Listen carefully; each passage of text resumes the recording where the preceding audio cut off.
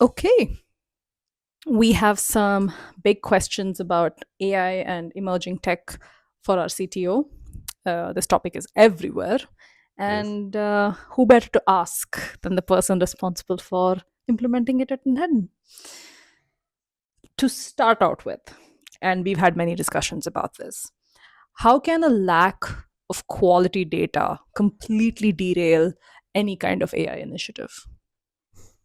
I think the data is always at the heart of AI. So you essentially can't have any reliable AI system if you don't have quality data to feed it with. So, usually, of course, in the past, you might have like actually trained AI systems on your data. Now you might just use like existing models, for example, to then just like make use of your data and to understand it. But of course, if the data isn't of high enough quality, then it's difficult for any AI system to actually give you good insights, especially if you don't want it to hallucinate. So of course you don't want to give like wrong answers just because it doesn't have the data. So if the data is either wrong, of course, then you cannot expect any accurate data. But if you don't even have enough quality data, that might also be a problem. Or lacking data in certain aspects, then any question that you would, for example, ask a chatbot about this area, it either will answer it doesn't know, or it will answer with some wrong information.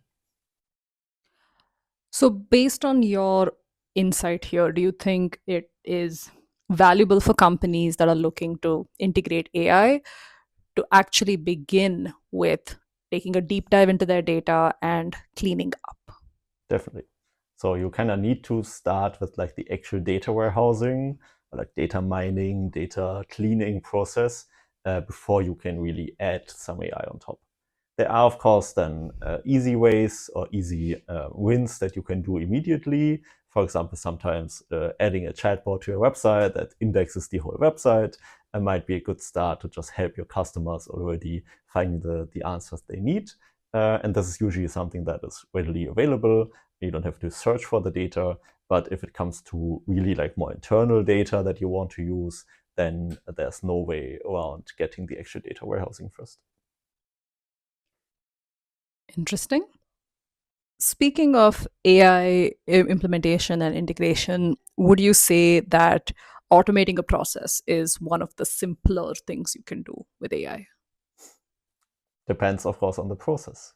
So there are, of course, some that might be a lot easier to automate than to build up your whole knowledge base internally and get really good insights from it. But of course, there are also processes internally that might be quite hard to automate.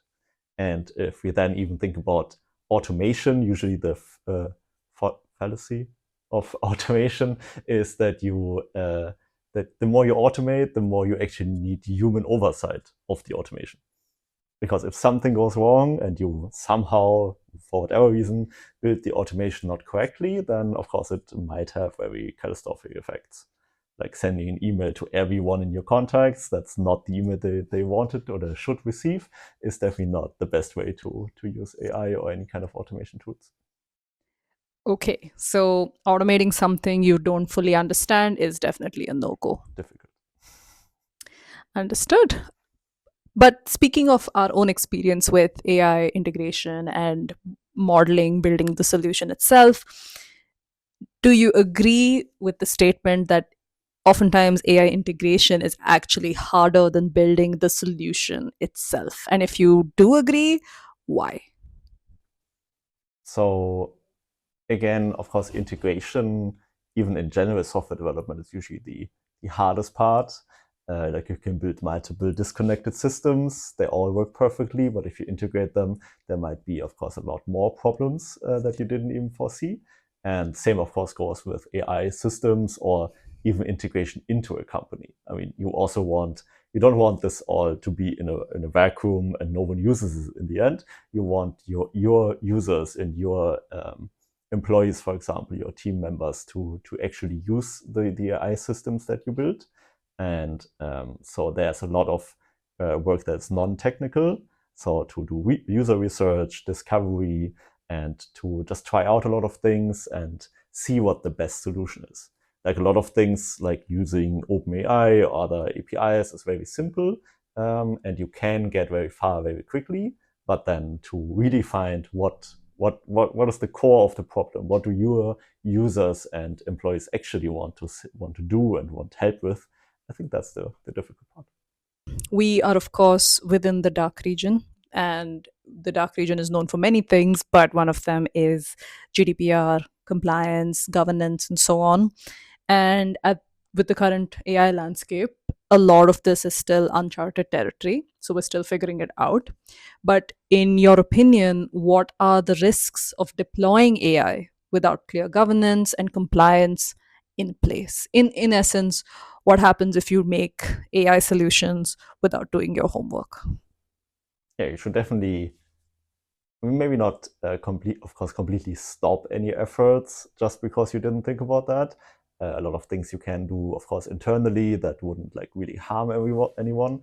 But especially if you want to open it up to like further users overall in the organization or even public use, you definitely need to look into data privacy laws or specific AI laws that would apply to your specific situation, and then see that you, of course, follow all of them, or at least use systems or platforms that do, so that you can ensure that you're compliant. Thank you, Mr. Gruber. Gruber? Gruber. Super.